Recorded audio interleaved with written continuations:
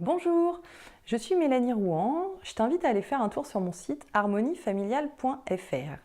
C'est un site sur lequel j'écris des articles qui te donneront des outils, des conseils pour élever tes enfants dans la bienveillance si, comme moi, tu as envie d'améliorer ta relation avec eux et de créer un climat de confiance, d'harmonie et de joie dans ton foyer. Je te propose également de télécharger sur le site mon guide gratuit, les 5 étapes qui te mèneront à l'harmonie avec tes enfants pour savoir un petit peu par où commencer et quoi mettre en place justement pour entretenir et améliorer la relation avec tes enfants. Donc dans cette série de vidéos, j'ai choisi de prendre en compte les moments de ta vie quotidienne où tu te sens fatigué, où tu te sens en manque d'énergie, où tu te sens sous pression, sous tension, et où malgré tout tu souhaites préserver le climat de bienveillance que tu as envie de développer dans ton foyer et en même temps d'éviter du coup par ton manque de patience et par ta fatigue de tomber dans une relation de pouvoir avec tes enfants et dans une relation d'autorité, de cris et de tension. C'est pas toujours facile, je me suis rendu compte, de trouver des solutions dans ces moments-là parce que souvent tu peux te sentir découragé parce que tu as l'impression, ou d'ailleurs c'est pas forcément une impression, parce que tu mets beaucoup d'énergie et de volonté et parce que tu mets beaucoup de choses en place pour créer un climat favorable à l'épanouissement de tes enfants, pour prendre soin de toi, et puis finalement il y a des jours où tu es juste fatigué, tu n'as juste pas forcément la capacité à ce moment-là de prendre du temps et encore de l'énergie pour transmettre quelque chose de constructif à tes enfants face à leur opposition ou à leur refus ou à leur manque de coopération par rapport à quelque chose qu'il y a à faire. Le sujet que j'ai choisi d'aborder dans cette vidéo aujourd'hui, c'est le sujet des devoirs. On sait que les devoirs peuvent être une source de grande tension dans les familles le soir. Et du coup, tu peux peut-être en avoir marre tout simplement d'être sans cesse en train de rappeler à ton enfant qu'il a ses devoirs à faire, ou de tomber dans les cris ou dans la pression ou dans les menaces avec lui parce que tu te rends compte qu'en fait il n'est jamais motivé pour faire ses devoirs. C'est pas évident de trouver une solution bienveillante à ce problème des devoirs, je trouve. Cependant, j'ai mis quelque chose en place personnellement, du coup, que je te partage aujourd'hui. Alors, on va commencer toujours par la même étape, c'est-à-dire de poser clairement le décor, on va dire, avec ton enfant par rapport aux devoirs. Donc de lui dire, voilà, arrive maintenant, dans 5 minutes, ou à 18h30, pour prendre un exemple, le moment de tes devoirs. Et là, ton enfant, évidemment, comme il peut arriver très souvent, n'est pas d'accord pour aller faire ses devoirs. Non, j'ai pas envie, je suis en train de jouer, je préfère jouer, j'ai pas envie de faire mes devoirs. Ou alors il vient et puis il balance ses cahiers par terre, ou il met son stylo nonchalamment sur la table pour montrer clairement qu'il n'est pas du tout dans la coopération à ce moment-là. Et toi, tu sens le conflit arriver. Et du coup, ce que je te propose dans un premier temps, c'est donc de respirer, de poser le décor. Voilà, le moment du devoir arrive. Et dans un deuxième temps, tu l'auras compris maintenant, de poser la conséquence que je vais te soumettre du coup tout de suite, à savoir que donc il est nécessaire de trouver une conséquence en lien avec le sujet, donc avec le devoir. Ton enfant n'est donc pas d'accord pour faire ses devoirs à 18h30.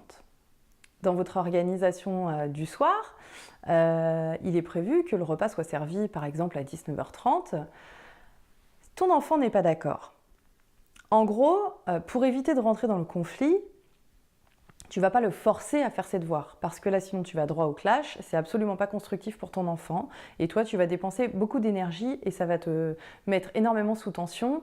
Ton enfant aussi, votre relation va en prendre un coup et c'est pas l'objectif que tu vises. Donc si ton enfant n'est pas d'accord, tu laisses couler. Par contre, tu annonces la conséquence. À 18h30, c'est le moment des devoirs. À 19h30, c'est le moment du repas. Et à 20h30, c'est le moment du coucher.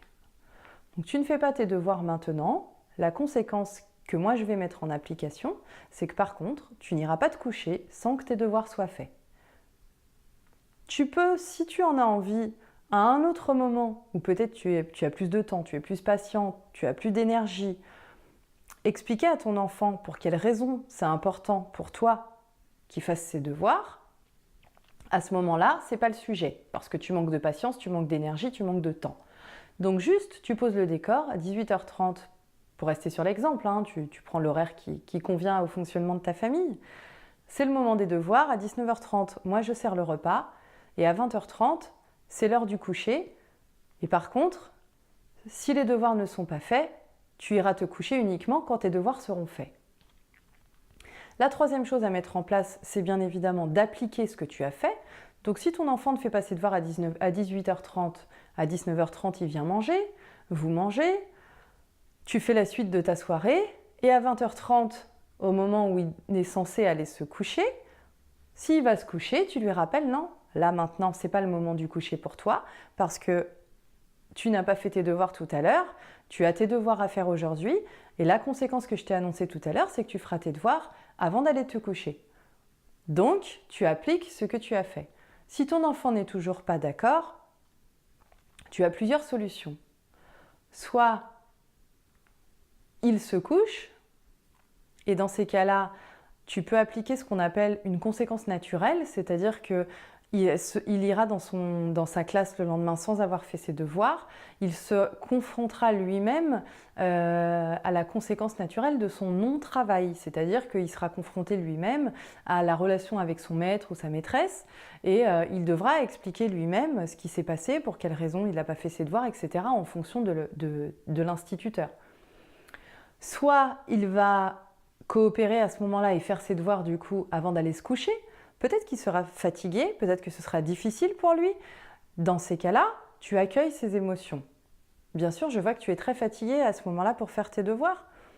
Je vois que ce moment de la journée n'est pas forcément propice pour toi pour faire ton travail.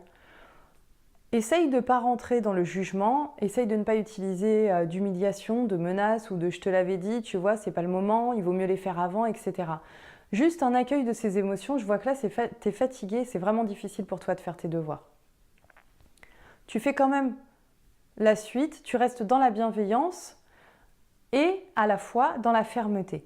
En fait, l'essentiel, c'est ça, c'est d'être dans la bienveillance et dans la fermeté. Et tu peux faire les deux en même temps, et il est nécessaire en fait de faire les deux en même temps pour que ton enfant ait des repères et pour aussi qu'il apprenne à vivre tout simplement en collectivité et en suivant un fonctionnement qui est mis en place par la collectivité qui est votre famille finalement. Je te laisse essayer cette solution. Pense à réévaluer donc l'efficacité de cette solution que tu as mise en place. Est-ce que c'est quelque chose d'efficace, qui fonctionne, qui évite les tensions, les conflits et qui évite cette situation de se reproduire? Ou est-ce que c'est une situation qui nécessite d'être revue et de trouver une meilleure solution d'une autre façon? Dans ces cas-là, je te propose de visionner la vidéo du rassemblement familial dans lequel tu peux vraiment trouver de nouvelles solutions pour améliorer ton quotidien et éviter justement d'être confronté à des situations difficiles comme ça qui peuvent te prendre beaucoup d'énergie. Je te remercie d'avoir regardé cette vidéo. Si tu l'as aimée, je t'invite à cliquer sur j'aime, à la partager si tu penses qu'elle peut être utile autour de toi. Et puis n'hésite pas à continuer à suivre le reste des vidéos et à aller faire un tour sur mon site harmoniefamiliale.fr. Je te souhaite de prendre soin de toi, de prendre soin de tes enfants et puis rappelle-toi que tu peux t'améliorer chaque jour. À bientôt!